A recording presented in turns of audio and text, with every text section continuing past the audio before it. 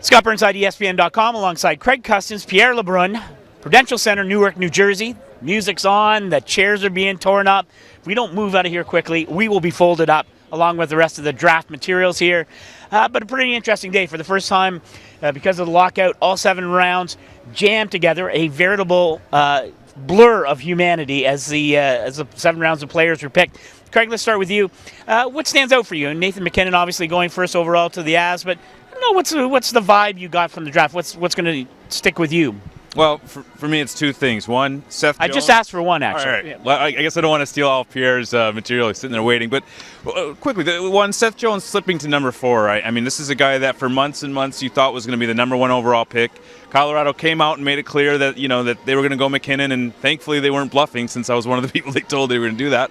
But Nashville Predators now get a guy in Seth Jones who can replace Ryan Suter. He's going to be a very motivated player and fits perfectly into that system. And then the other thing is the Corey Schneider deal. I mean, that was a stunner, and for him to go to New Jersey Devil and to hear that this building erupt when that trade was announced was unbelievable. Yeah, Pierre, you've been you had your finger on the pulse of all of the rumors and the comings and goings. What was your impression of the Corey Schneider deal? I mean, we knew he was in play. Were you surprised that A, that it happened, and B, that he ended up with the Devils? Not surprised that it happened. Surprised that it was New Jersey. Had absolutely no inkling that the Devils were in on it.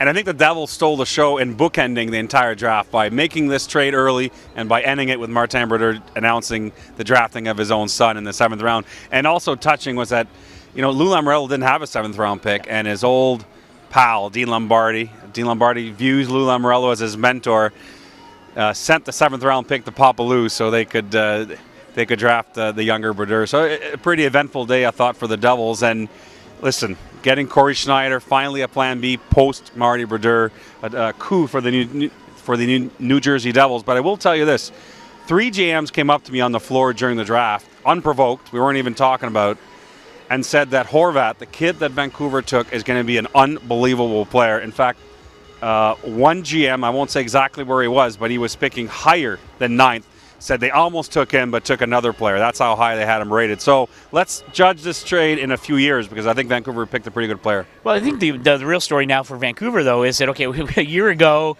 Roberto Luongo was on the way out. Corey Schneider was the anointed starter forever in Vancouver, and the Canucks really took a knee in trading Schneider this weekend. Do we make too much of how much the relationship between Luongo and the Canucks has to be repaired with with Luongo going back to the starter position next year, or is it going to be seamless? Do you see this as a seamless process?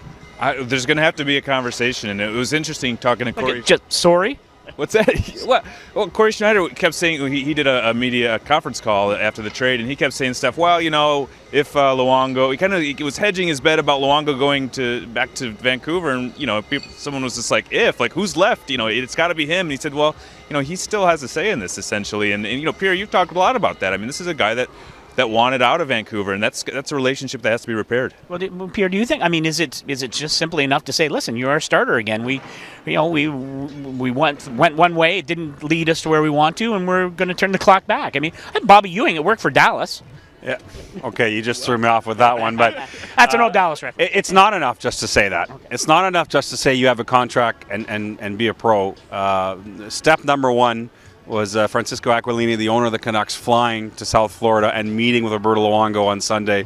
That was important, because this is a guy that's been through the ringer here, who was promised a trade, didn't get a trade, and the reason he asked for a trade is not because there were 2 guys in net. He just wanted out of Vancouver. I think people forget that was really the reason, and so there is some massaging that needs to be done here over the next few weeks to convince Roberto Luongo that he can continue his career in Vancouver. It's you can't make this stuff up, frankly, but I think the Vancouver Canucks, in the end, after mishandling the Luongo situation originally by not trading him a year ago when they had a solid offer from the Florida Panthers and a solid offer from the Toronto Maple Leafs, I think in the end made the best of it, because I think trading Schneider and keeping Luongo and getting a high-ranked player is the best it could have done with it.